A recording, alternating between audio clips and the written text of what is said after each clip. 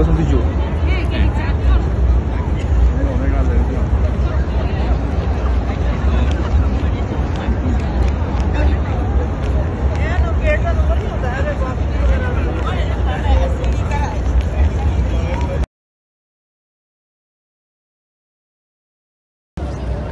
Untuk dapat redha Allah Subhanahu wa taala. Dan alhamdulillah, walaupun suasana taklah seselesa di sebuah bilik kedap yang tak dengar suara melainkan suara saya sahaja, kita dengar pelbagai suara, tetapi kita minta Allah berikan kekuatan untuk kita dapat fokus. Sebab tentulah bila duduk macam ni, saya tak nak ambil masa panjang. Saya sangat ingat kata-kata hukama, khairul kalam ma qalla wa dalla. Perkataan terbaik itu bukanlah panjang, tetapi pendek, tetapi dia menunjuk. Jadi saya harap insya-Allah petang ini kita dapat duduk sebentar dan kalau kita nampak ya dalam kita punya cita-cita kita, umrah kita ini kita nak buat, kita katakan me time, masa kita untuk diri kita dengan Allah. Kita cuba, kerana kehidupan ini selalunya tak membenarkan kita untuk kita ada masa untuk diri kita dengan Allah. Kita sentiasa buat sesuatu benda yang kerana orang kata, atau kita nak satu benda orang tengok, kita nak orang beri nilai pada kita. Sebab tu kita post banyak benda di IG, di TikTok, di mana-mana, tetapi kita tak ada masa dengan diri kita sendiri. Dan akhirnya kita menjadi orang yang sunyi di tengah kesibukan. Kita jadi orang yang tak tenang di dalam hiruk pikuk. Dan jalan yang tak lain tak bukan adalah mencari di manakah, bilakah me time tersebut. Apabila Allah panggil kita dekat dengan Allah, dekat dengan Rasulullah, sebenarnya Allah tak nak dengar alasan kita. Sekarang kita tadi lagi tak ada masa lagi. Ialah sebab kita penat, sebab kita nak shopping, sebab kita nak ke sana dan ke sini. Maka sebab itu kita semua, saya tahu, saya terutamanya yang lemah dan dhaif ini, kita perlukan kepada apa kata Allah, peringatan sesama kita. Allah perintahkan kepada kita, kata Allah kepada Nabi, berilah ingat. Fa inna dzikra tanfa'ul mu'minin. Ingat itu sangat bermanfaat bagi orang-orang yang beriman. Semua yang saya kasihi, sebab itulah petang ni kalau dapatlah, saya tak pasti belakang clear ke suara saya, boleh clear ya, setakat mana yang dapatlah insya-Allah ya. Dan kita harap Allah sampaikan. Dan bila saya cakap semua yang saya kasih sekalian, bukan saya orang yang baik menasihat orang tak baik. Tolong jangan salah faham ini. Saya ialah apa yang Imam Al-Ghazali berkata di akhir zaman, dua orang sahabat seperti dua tangan yang kotor. Bagaimana kita nak cuci kotor yang ada di tangan kita? Kita terpaksa menggosoknya dan kita tuangkan air.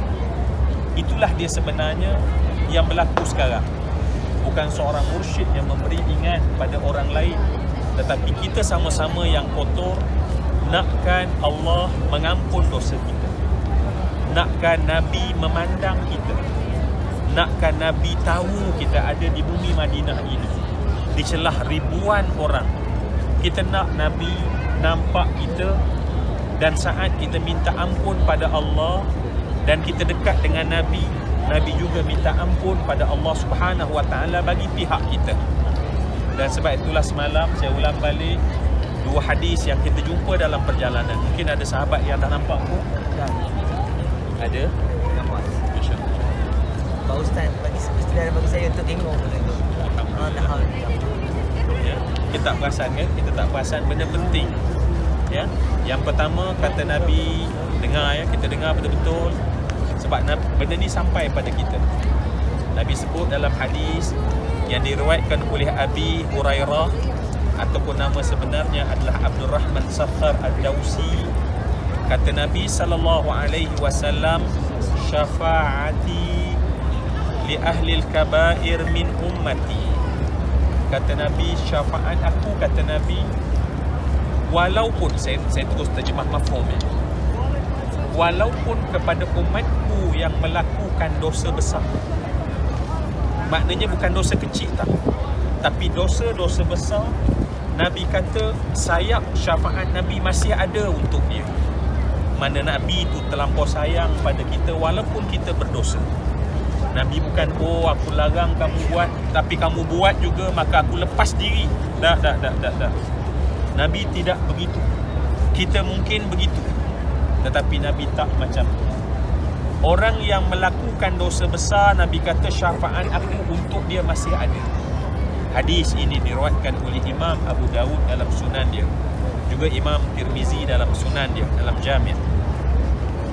Di hadapannya kita akan jumpa lagi yang kedua adalah syafaati yaumal qiyamah haqqun. Syafaat aku di hari kiamat adalah benar, kata Nabi, bukan cakap-cakap kosong.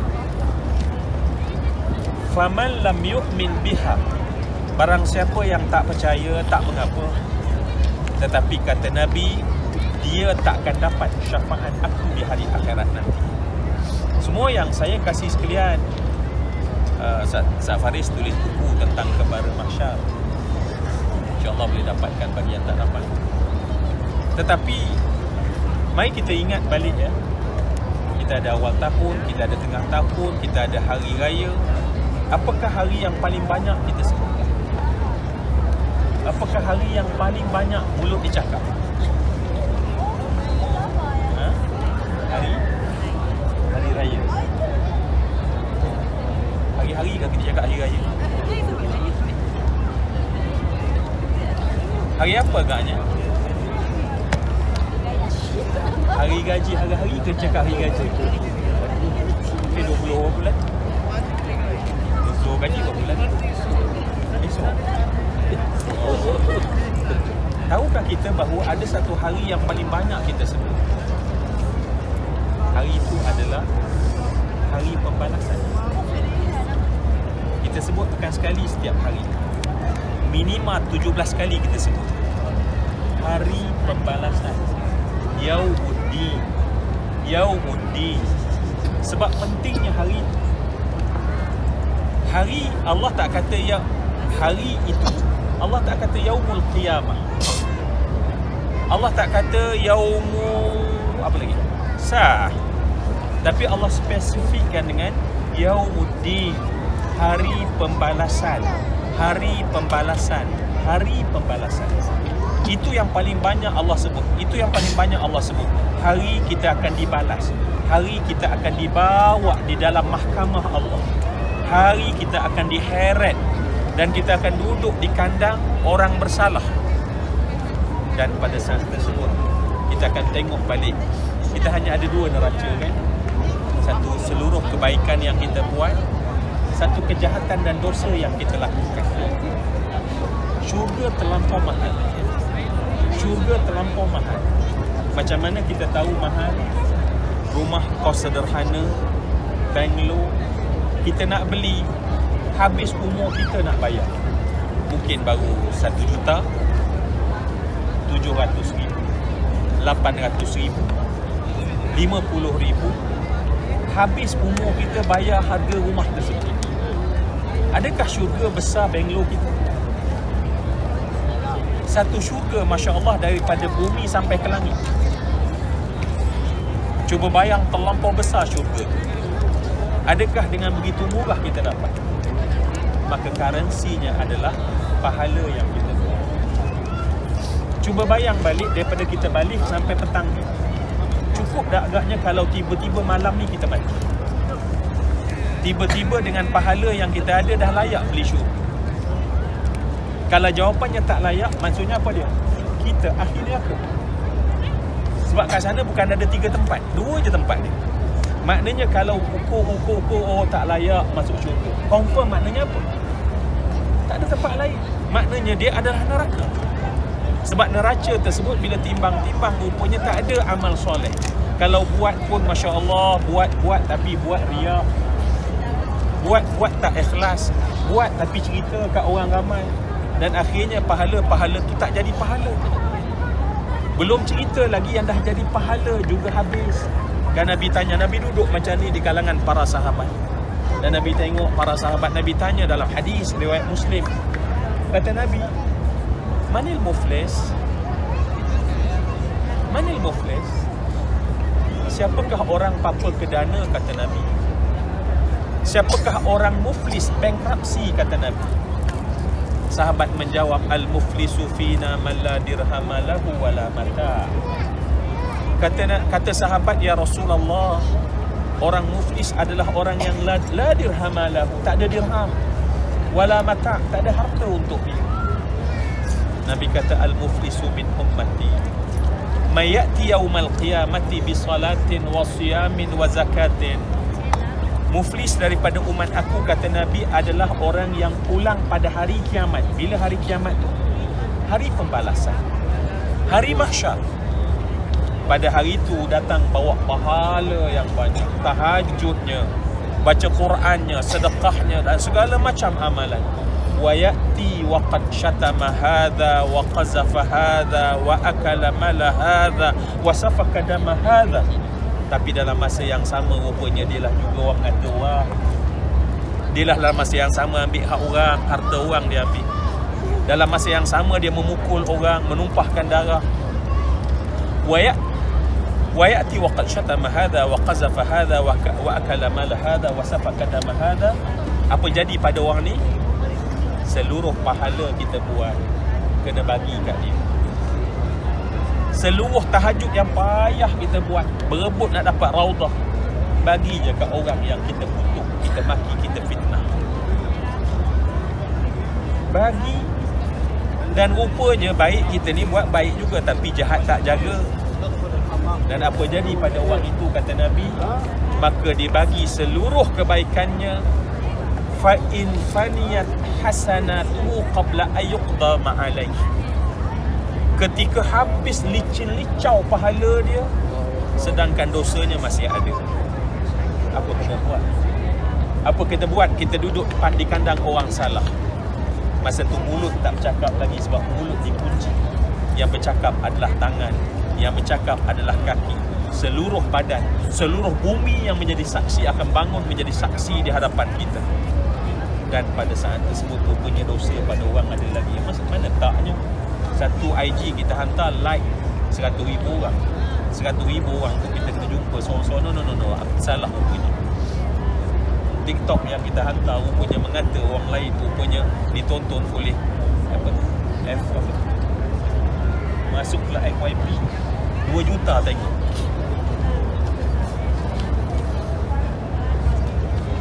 Cuba bayang semua yang saya kasih sekalian. Dah habis pahala, apa nak buat? Ukhidha min khatayahum. Kita kena ambil dosa orang masuk tempat kita. Kita tak buat dosa tu. Kita kena ambil dosa mencuri orang letak, dosa rasuah orang letak, dosa zina orang letak, seluruh dosa orang. Thumma turihat ala wajhih, thumma turiha ila nar. Orang ini yang tadinya Masya Allah, orang nampak pakai lebay bagus, pakai jubah bagus, nampak dah macam nak masuk syurga dah. Tapi rupanya habis semua pahalanya, dilontar dosa tersebut ke mukanya. Orang itu dilontar ke dalam neraka jahanam. Berbayang hari ini dalam me time, tolong ambil mana-mana ruang dalam masjid, duduk seorang-seorang. Agaknya amalku cukupkah untuk beli syurga? Tapi kalau jawapan di hujungnya tak cukup, maknanya kalau apa-apa berlaku sekarang, tempat kita adalah neraka jahanam. Dalam keadaan kita rasa selamat. Sebab itulah syaitan. Syaitan mendatangkan rasa selamat atas dosa yang kita buat. Al-dhanbu la yufna wa dayanu la yamut, i'mal ma syi'at bi ankama tadinu tudan. Kata Nabi SAW, al-dhanbu la yufna. Saya ulang tadi, dosa yang kita buat 20 tahun dulu dia tak terpadam sedikit pun. Dia fresh, segar, evergreen. Macam baru sekejap kita buat. Al-dhambu la yufna. Cuma kita yang lupa rasa kita tak dosa dah. Sebab apa? Sebab dah buat baik sikit, sebab rasa dah okey sikit, sebab rasa dah baca Quran sikit. Kita ditipu oleh syaitan. Dosa masih ada. Dosa tu masih ada sampai sekarang. Ad-dayanu la yamut. Allah yang menghitung, yang tengok kita buat dosa sampai hari ni. Dia tunggu bila kita taubat, dia tak mati. I'mal ma syi'ta. Nabi SAW cakap, buatlah kau nak buat apa pun, tapi ingat, semua benda yang kamu buat, kamu akan dihisab. Kerana itu bila kita sedar semua yang saya kasih sekalian, ya Allah, pahala tak banyak, dosa belum tentu diampun. Kita ada satu lagi saja pelampung penyelamat terakhir. Kalau kita naik kapal terbang tu ada tak? Kat bawah kursi kita apa dia tu? Life jacket. Itulah last yang kita ada. Ketika apa berlaku pada kapal terbang, last kali apa berlaku, life jacket kita. Apakah life jacket? Syafaat Rasulullah. Life jacket kita syafaat Rasulullah. Tapi kat sini kita buat tak peduli. Kita pandang tanpa rasa perlu pun. Seolah-olah kita rasa kita okey. Kita rasa kita tak ada masalah. Semalam saya nak cerita tentang apa Allah kata, yauma tarawunaha tadhalu kullu murdi'atin amma arda'at wa tada'u kullu dhati hamlin hamlaha wa tara an-nasa sukara wa ma hum bisukara walakin 'adzaballahi syadid. Hari yang Allah kata apa dia? Kamu mendapati yang menyusu melepaskan susuan, yang mengandung gugur kandungan. Berjalan orang dalam keadaan mabuk, mereka tak mabuk kata Allah, tapi hari yang sangat dahsyat, mereka terlampau takut pada hari. Semalam saya nak cerita, tapi saya nak kaitkan dengan syafaat Nabi yang kita rasa janganlah, kita dah dekat ni, Allah datang, Allah panggil kita, tapi tak datang lagi rasa, ya Allah, aku perlu syafaat. Walaupun Nabi dah offer syafaat aku, walaupun pada umatku yang melakukan dosa besar, kita belum lagi rasa apa pun dalam hati kita. Sebab syaitan masukkan kita ni selamat, kita okey, kalau mati hari ni seolah-olah syurga bighairi hisab, seolah-olahnya macam. Semua yang dikasih sekalian, saya kata, kenapa Allah kata pada hari itu yang menyusukan anak melepaskan susuan, yang susukan anak lepaskan susuan. Saya faham cerita ni, saya faham dalam tengok, saya baca tafsir. Tetapi bila saya ceramah kat Bomba, baru saya faham. Bomba cerita ada satu kemalangan di highway. Mula yang cerita ni ialah orang yang follow belakang, bawa mungkin 120, 130, pecah tayar depan, ya, hilang kawalan, menghentam apa tu, yang divider, ya, rail. Rupanya kalau accident ni, dia orang kata belakang dengar macam bunyi bom. 130 hentam tu, dia bunyi macam bom. Dia punya bunyi dia terlampau kuat. Bila hentam saja, terbalik kereta tersebut, tergeser di jalan raya, percikan api, beberapa kali terpusing, apinya masuk dalam longkang tepi highway. Orang belakang parking, cuba selamatkan, tengok dalam kereta ada 2 orang. Si suami tak tahu macam mana keadaan, apa fail pada dia punya apa tu, airbag, tubuh dia hempas kepada steering. Dan ketika orang datang, orang dapati bahawa dia terpulai pada steering. Yang cerita ni kata doktor, tuan-tuan pernah tengok tak yang air pipe dalam muka sampai habis? Aksiden punya dahsyat. Hidung dan mulut darah keluar macam tu, memancut keluar darah. Dan pada saat tersebut, beberapa detik saja dia menggelitik dan kemudian menghembuskan nafasnya yang terakhir kat tempat telapak kaki itu bertakung darah merah. Yang nak cerita ni ialah bomba datang untuk selamatkan isteri kat sebelah yang dalam keadaan koyak kulit kepala ni, mukanya terhempas pada dashboard, matanya tercucuk dengan kaca yang pecah, luka dan koyak, keluar tulang pada bahu dia. Tetapi dia dalam keadaan masih antara sedar dan tak. Darah mengalir begitu banyak. Masa bomba datang untuk potong besi, untuk lepaskan dia, dia terlekat pada besi. Ketika bunyi mesin tersebut dan kena, rupanya mereka bukan 3 orang. Kat belakang ada satu baby duduk dalam bedung, tercampak ke belakang dan selamat. Ketika bunyi bising itu, baby tersebut menangis. Bomba terdiam, berhenti sekejap. Dalam keadaan mak dia dalam keadaan antara hidup dan mati, darah mengalir begitu banyak.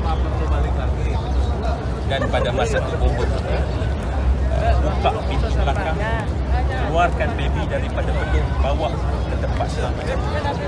Tapi bomba dicedera. Pada saat itu, si ibu nampak dengan sebelah mata dia anak dia menangis. Dia angkat tangan sebelah minta bomba datang bawa anak sebalik. Bomba datang, letakkan anak di atas ibu. Bomba ni cerita apa? Kami tengok betul-betul macam drama.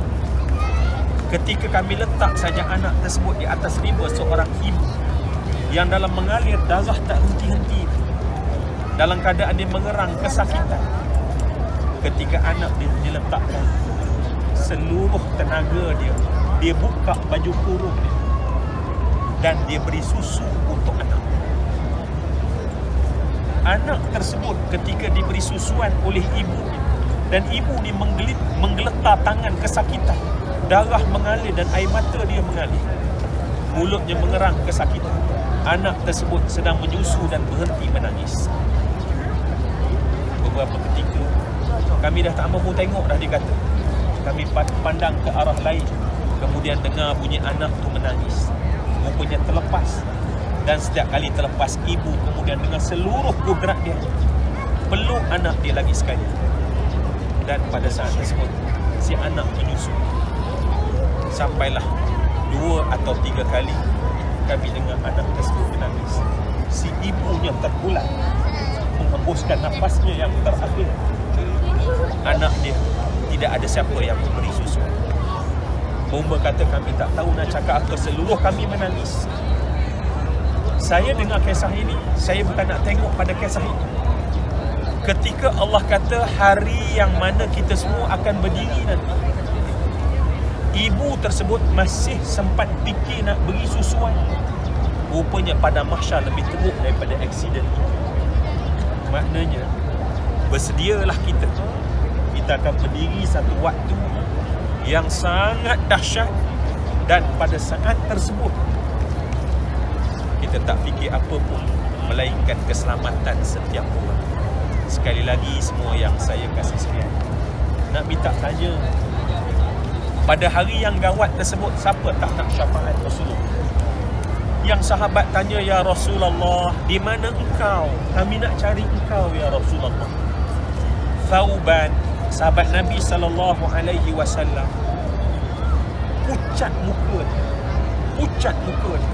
Sehingga Nabi bertanya, apakah yang menyebabkan engkau sakit, wahai Thauban? Thauban berfikir apa dia? Nanti di dunia kami dekat dengan engkau, tapi nanti di syurga engkau duduk jauh ya Rasulullah. Alangkah payah kami nak jumpa engkau ya Rasulullah. Sebab sahabat Nabi dan di sana kubur Baqi', semua sahabat Nabi itu semua sayang pada Nabi. Sebab tu kalau kita yang bersila kat sini dalam hati tak ada rasa apa pun pada Nabi, macam mana agaknya kita nak dapat syafaat pada Nabi SAW? Justru semua yang saya hormati dan saya kasih sekalian, dan itulah kita datang kat sini. Mari kita ambil masa. Adakah aku sayang Nabi seperti para sahabat sayang Nabi? Sayyidina Abu Bakar As-Siddiq lepas solat zuhur je, pulang ke rumah untuk makan. Tengah kunyah makanan, berhenti kunyah. Dan pada saat itu dia tinggalkan makanan dia keluar daripada rumah, berjalan dan sampai ke Masjid Nabi. Di pintu Masjid Nabi, dalam perjalanan berselisih dengan Sayyidina Umar. Sayyidina Umar bagi salam, Sayyidina Abu Bakar jawab, tetapi bergegas pergi ke pintu Masjid Nabi. Dan ketika di pintu Masjid Nabi, Nabi melihat Rasulullah yang sedang bercakap dengan para tetamu yang datang daripada jauh. Sayyidina Abu Bakar berdiri di pintu tersebut dan melihat Nabi. Lepas beberapa tempoh, Sayyidina Abu Bakar balik ke rumah untuk sambung balik dengan keluarga dia. Dan kemudian berselisih dengan Sayyidina Umar. Sayyidina Umar tanya, "Ya Abu Bakrin, di mana ke mana tadi kau pergi bergegas-gegas?" Apa jawapan Sayyidina Abu Bakar? Kata Sayyidina Abu Bakar, "Aku pergi lihat Rasulullah. Aku rindu Rasulullah. Aku pergi untuk tatap Rasulullah di Masjid Nabi. Sebab aku rindu Rasulullah. Tak jumpa Zuhur waktu makan dah. Kita semua bukan Zuhur, bukan Asar, bukan Maghrib. 1400 tahun kita jauh dengan Nabi. Tak ada rasa rindu kita pada Nabi SAW. Marilah kita tanya, kalau rindu pun tak ada, peduli pun tak ada, apatah lagi nanti insya-Allah kita nak ikut akhlak Nabi. Marilah kita berkasih sayang kerana Nabi. Maka bagaimana mungkin kita nak dapat syafaat Rasulullah sallallahu alaihi wasallam. Jadi itu saja yang saya nak kongsi petang ini. Sebuah muhasabah yang bukan sekarang, tetapi tolong ambil masa sampai ada sebeban, tutup sekejap, pandang pada lantai dan kemudian bermuhasabah. Adakah aku layak nak dapat syafaat Rasulullah? Adakah aku layak mendapat syafaat Rasulullah? Dan cuba bayang kalau aku tak dapat syafaat Rasulullah, aku berdiri di hadapan mahkamah Allah, apakah yang menyelamatkan aku pada hari yang gawat tersebut? Semoga sama-sama kita renung dan fikirkan, insya-Allah, ya.